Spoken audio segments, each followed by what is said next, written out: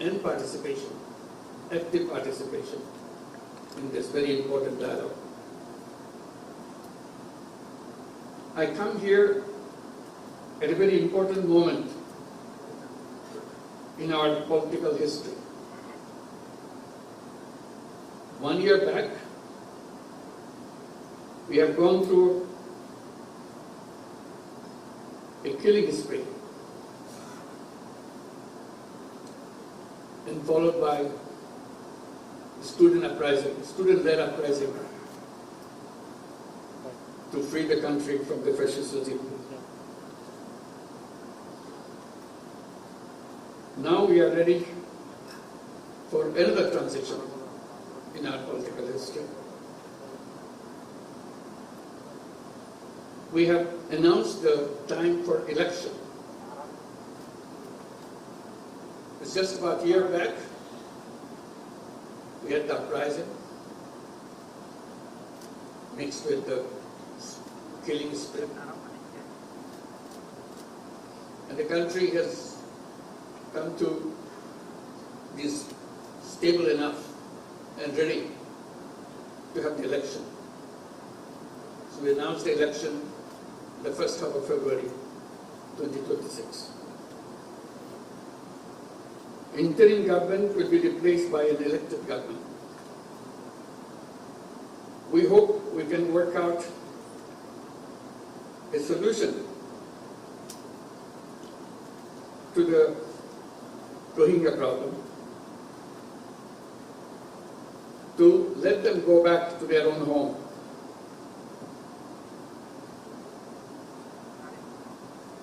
As a part of this transition process that we are going through,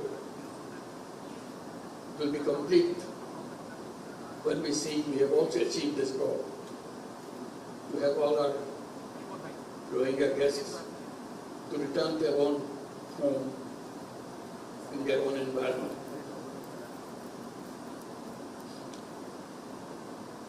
On the 8th Rohingya Genocide Remembrance Day,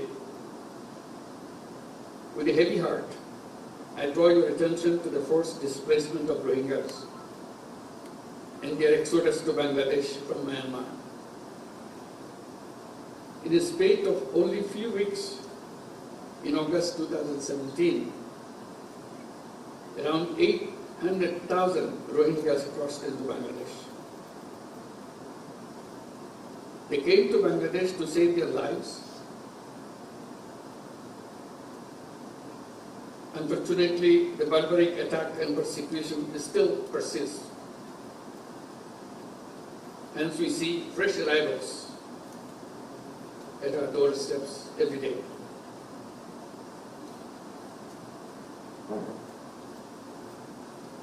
On this fateful day, it is our moral responsibility to take the right side of history and stop the armed actors from carrying out their horrible design of ethnic cleansing of the entire Rohingya population. It will be a historic blunder if we wait for seeing the very last Rohingya live in Dhaka. We cannot let it happen. International commitment is to help the Rohingyas to go back to their own home. When Secretary General came in March here to be with the Rohingyas during the month of fasting, and he himself gone through the fasting for the whole day and meet for iftar, breaking of the fast, with nearly 100,000 or 150,000 Rohingyas around him, giving them hope that the world is with them and help them to go back to their home and celebrate those festivals like Eid al-Fitr back home rather than here in the camps. We see fearful and shuttered eyes of Rohingya women and men when they appear at our doorsteps with horrific stories. Stories include, among others, systematic persecution, denial of nationality, forced deportation, mass killing, rape, inhuman torture, destruction of their properties in arson, and so on and so on. That is why in 2017, and even before that, Bangladesh opened its border to the Rohingya in a humanitarian gesture to save their lives despite resource and capacity constraints. This manifests our empathy and compassion towards fellow human beings during their gravest humanitarian crisis. We don't afford anymore to stand silent at the protected situation of the Rohingyas. Hence, we urge the international community to undertake collective efforts to stop the Myanmar junta and the Arakan army from unleashing violence against Rohingya. Effective role of the international community is much more needed than ever before. Excellencies and distinguished guests, I acknowledge the continued support, assistance and solidarity of the donors, our partners, UN agencies, international organizations, and friends across the globe to the Rohingyas sheltered in Bangladesh. We greatly value your compassion and continued partnership for the Rohingyas. Your continued support will remain pivotal and exigent until they return home. Bangladesh now hosts 1.3 million forcibly displaced Rohingyas from Myanmar. That makes Cox's Bazar the largest refugee camp in the world. In addition, around 32,000 new babies are born each year in these camps. On the contrary, only less than 500,000 of them are living in Myanmar. This picture manifests that due to continued persecution, Rohingyas continue to leave Myanmar. During last 8 years, people of Bangladesh, in particular the host community here in Cox's Bazar, have been making tremendous sacrifices. The impact on our economy, resources, environment, and ecosystem, society, and governance have been huge. I thank our host community and the people of Bangladesh for their wholehearted support and enormous sacrifices for the Rohingyas. We don't foresee any scope whatsoever for further mobilization of resources from our domestic resources, given our own challenges. The Rohingya issue and its sustainable resolution must be kept alive on the global agenda as they need our support until they return home. In that spirit of solidarity, during the last Ramadan in March this year, the Secretary General of the United Nations, Antonio Guterres, and I joined with over 100,000 Rohingyas in an iftar in Cox's Bazar, as I mentioned before. I take this occasion to thank the Secretary General on behalf of all the Bangladeshis and all the people in the camp and all the Rohingyas, wherever they are. That was a wonderful gesture he did, and uplifted the morale of all the people in Bangladesh and the Rohingyas, particularly around the world. You may recall that last year in the United Nations General Assembly, I made a 3-point proposition to address the Rohingya crisis. In recognition of my call, the high-level conference was envisaged for this year's General Assembly. I hope that this dialogue here in Cox's Bazar will contribute substantively to the conference in New York in shaping the roadmap for an expedited and permanent solution of the Rohingya crisis.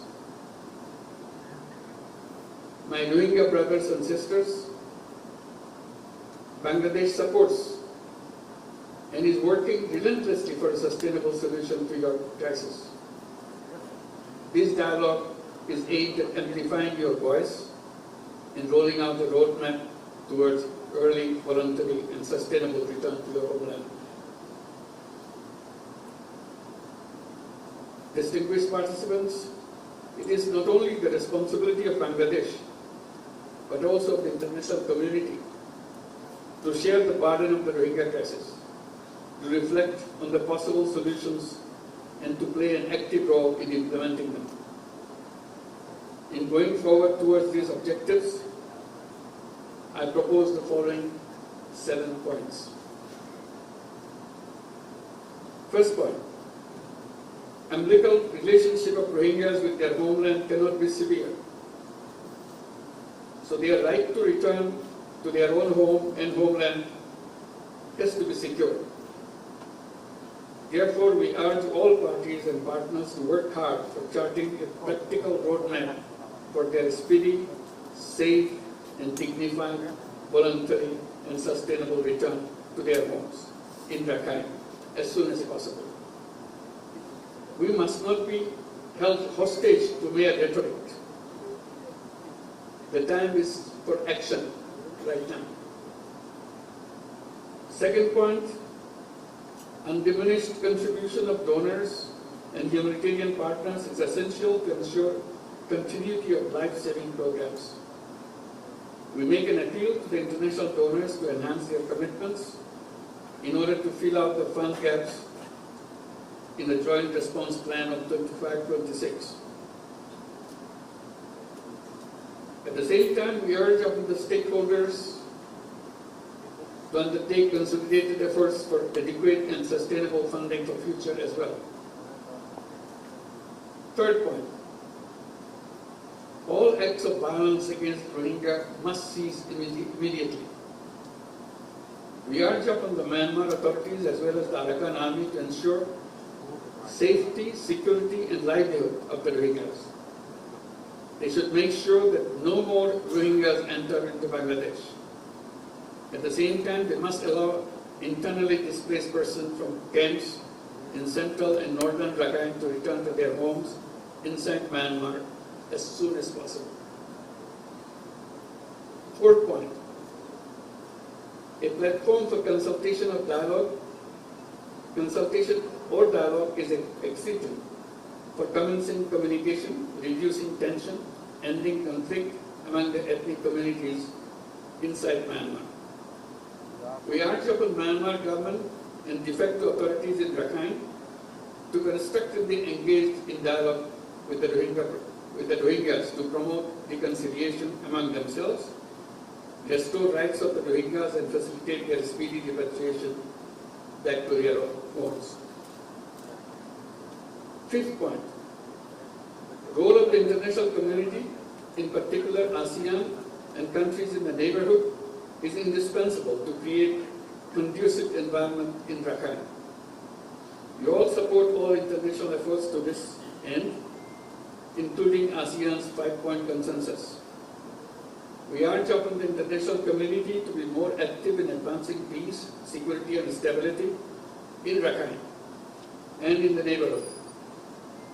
We need to address and combat transboundary organized crimes, including human and drug trafficking, smuggling of small arms and criminal activities that impact peace, security and stability.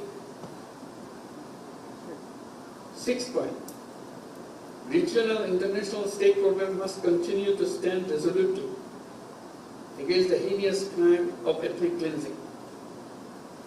Towards that, we urge upon all to calibrate their relationship with Myanmar and Arakan army and all parties to the conflict in order to promote an early resolution of the protracted crisis. Seventh and the final point, we urge upon the international community to add dynamism to the ongoing international accountability processes at the International Court of Justice, International Criminal Court and elsewhere. We urge upon them to implement the provisional measures decided by ICJ ensure justice and accountability, and put an end to the genocide and crimes against humanity. It is timely to reflect on realizing relevant aspects of restorative justice. Dear friends and partners, Rohingya crisis emanated from Myanmar, and the solution also lies in Myanmar. All parties must act to end the crisis with greater resolve without any further delay. Your solidarity with the Rohingyas' voice could be a beacon of hope for them in reversing their marginalization and persecution as the starting point of their return to their homeland. Let us all join our hands and pronounce our determination to contribute to the dignified return of the Rohingyas, ensuring justice and accountability. Thank you all. I thank you all. Assalamu alaikum.